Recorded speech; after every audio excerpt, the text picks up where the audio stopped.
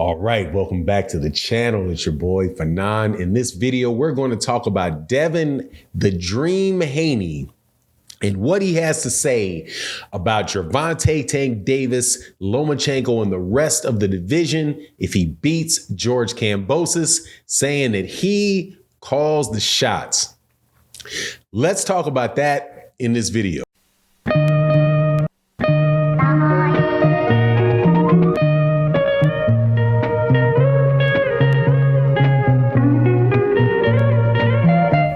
All right, welcome back to the channel. It's your boy Fanon. In this video, we're going to be in the lightweight division. We are blessed to have another terrific fight coming up this weekend. This time with Devin Haney, the WBC champion, against George Kambosos, the IBF, WBA, WBO, and WBC franchise champion in Australia for all the marbles as far as the belts go at lightweight. And Devin Haney had something to say about the future of the lightweight division if he beats or when he beats George Kambosos. And I'm telling you, man, it is something that really is almost what do you think is most important right now? Before I get into that, let me welcome you back to the channel. If you're a longtime subscriber, supporter of the channel, thank you so much for your continued support. Thank you for continuing to chop it up with boxing with me. If you're new to the channel, please hit that subscribe button and the bell icon so you can be notified of when we release more videos, which we do on a daily basis. There's always a good boxing conversation to be had on this channel, so make sure you guys continue to check in with me. All right, so in this particular conversation, Devin Haney will be fighting George Kambosos for all the belts, as I stated earlier.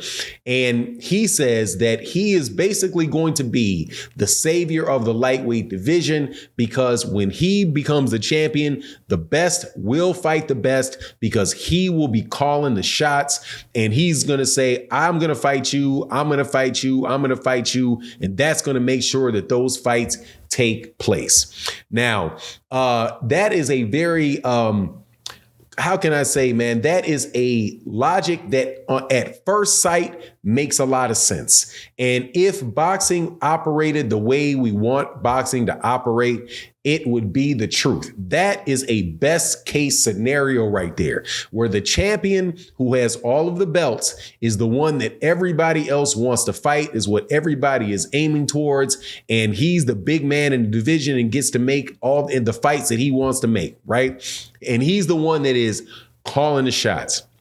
However, in the weight class that we're in, lightweight, that is going to fly against the real basic the true operating model of boxing, which is money talks and BS walks. And belts are for marketing. For the majority of it is about the marketing in the eyes of the people that are actually organizing the fights. And even with fans, they get real fickle about what belts are important and what belts are not important, depending on the person that actually holds that belt. So, for example, with a guy like Jamal Charlo, Jamal Charlo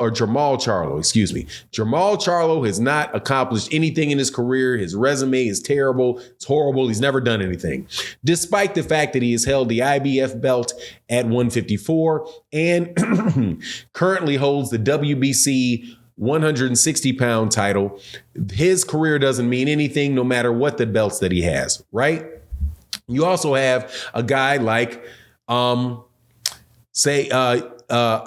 Usyk, who holds 3 of the major belts at heavyweight. And when Canelo Alvarez talks about wanting to fight him, or somebody says something about him wanting to fight, then that fight, if he's going to happen, is going to happen at a catch weight at 201 pounds, because that's where Canelo would fight him. And Canelo's not going to allow that champion, who is supposed to call the shots, to fight at any weight he wants above 200. Actually, at any weight he wants. Doesn't even have to be above that, right? Or where you say Canelo Alvarez is fighting Dimitri Bivol for Dimitri Bivol's belt at 175 pounds. Who gets the rematch, walks out first, and all of that stuff? It's Canelo Alvarez. And why is that? Because money talks and that other stuff walks when it comes to fighters that are the quote unquote cash cows of the division. So as we bring that back down to the 135 pound division, you see not just that come to play, but also the promoter that is really calling the shots with the belts in that division. And that is Bob Arum. Bob Arum. Now, people have said, came on Twitter and told me, like, look at everything. Say Devin Haney wins this fight, right? They will say, well, look at, or actually not just Devin Haney, look at all of these fighters. Look at Teofimo Lopez and what Teofimo Lopez has done at just 24 years old. He held all four of the same belts that George Kambosos held. He held those by the time he was 24 years old. Look at George Kambosos holds all four of the belts. Devin Haney is about to fight him, and he's only 23, 24 years old, right? Look at what these guys have done at this age, and then look at what Gervonta Davis has done, who only holds a secondary belt at 135, right? But if you look at it for a second and you say, okay, well, why did all these guys get these shots?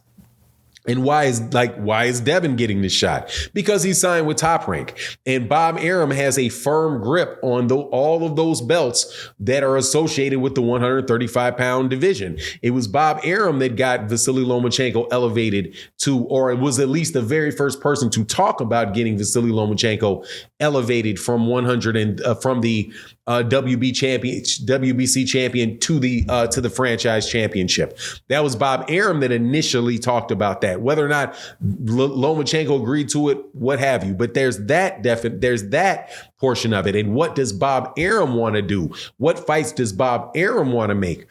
And then there's the obvious Gervonta Davis portion of it, which is that Gervonta Davis is the one that is selling all the tickets, that is literally his own self-contained machine at 135 that really does not need belts does not in order to make fights. And also the fact, even the mandating of fights, say, for example, Gervonta Davis is mandated to fight the winner of Kambosos and Devin Haney for that WBA belt because he's a WBA regular belt, right? Well, how do you deal with that in the fact and the purse split for that particular fight, right? And where the fight actually takes place. I know you wind up having a promotion. You can have a purse bid that would determine where it goes. But unless you are willing to negotiate ahead of time that Gervonta Davis is going to make the most money, Gervonta Davis is not going to take a pay cut in order to fight these guys. So number one, that whole promotional thing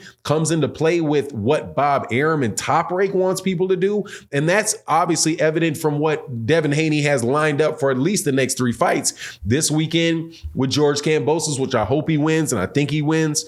Then he has another rematch with George Kambosos, which I hope he wins. And if he wins the first, why not win the second?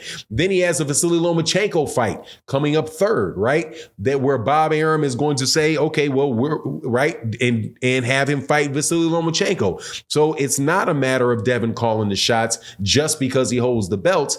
Gervonta Davis is going to call his own shots because he doesn't need any of that stuff if somebody doesn't deliver him a package that he finds suitable, right? And Bob Arum has been definitely held up fights that a whole lot of people wanted and has cut deals. It seemingly cut deals with sanctioning bodies to make the funniest of mandatory fights pop up and happen. So anyway, I just thought that was interesting. Not sure if that is really, the case. I wish that would be the case. But anyway, that's my take on the matter. You let me know what you think in the comment section. And with that, I'm out. Peace.